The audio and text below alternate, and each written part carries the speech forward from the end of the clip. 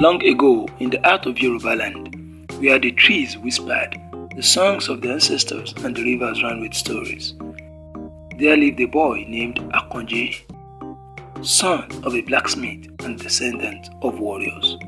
Akonji Onileina, the iron of the earth.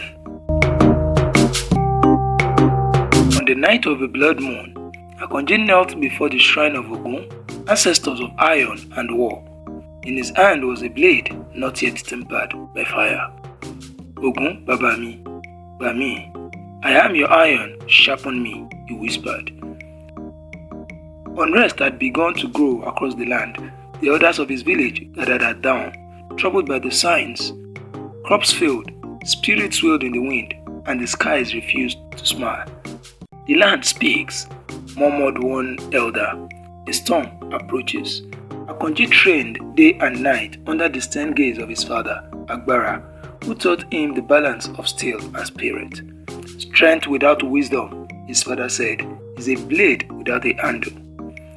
But no training could prepare him for the day masked raiders descended like shadows.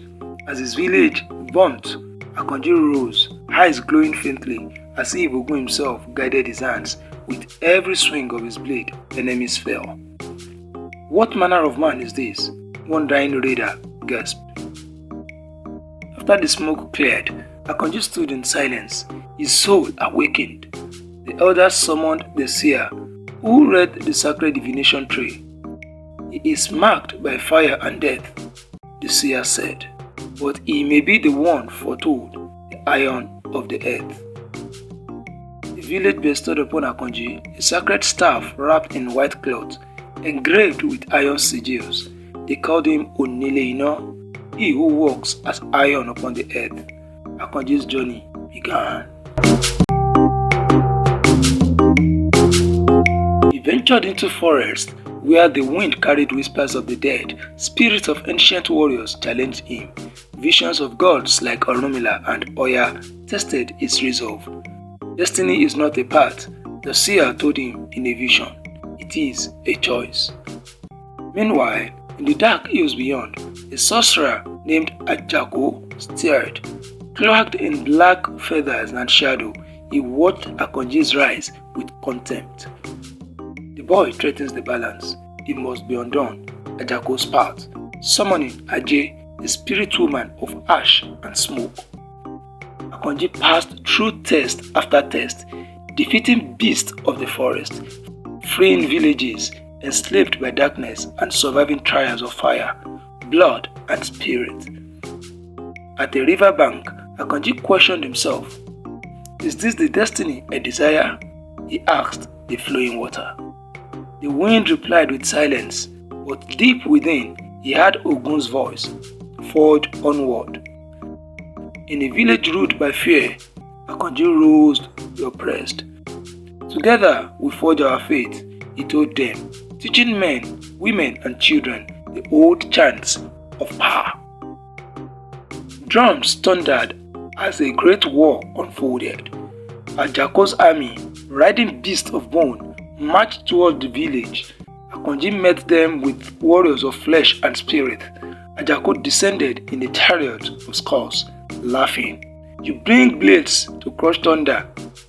I carry legacy, Akonji replied. Their battle took the heavens. Ajako struck with cursed flames. Akonji countered with Ogun's fury.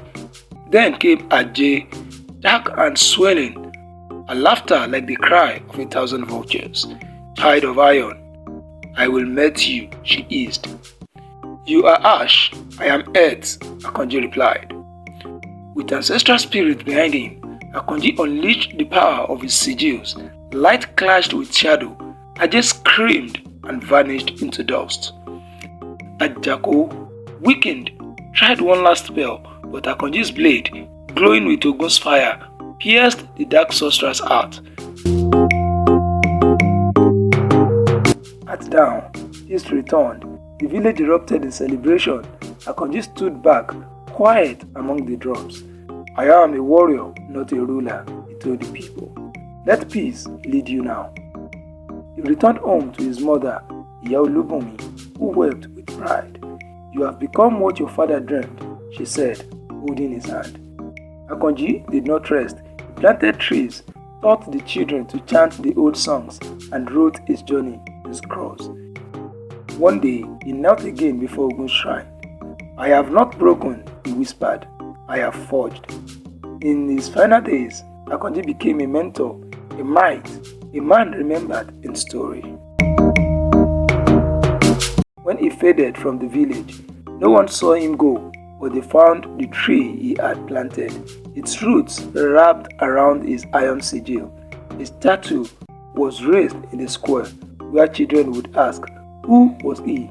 and the others would say, "He was Akonji Onileina, the iron of the earth. He chose to rise so we would not fall." Akonji Onileina.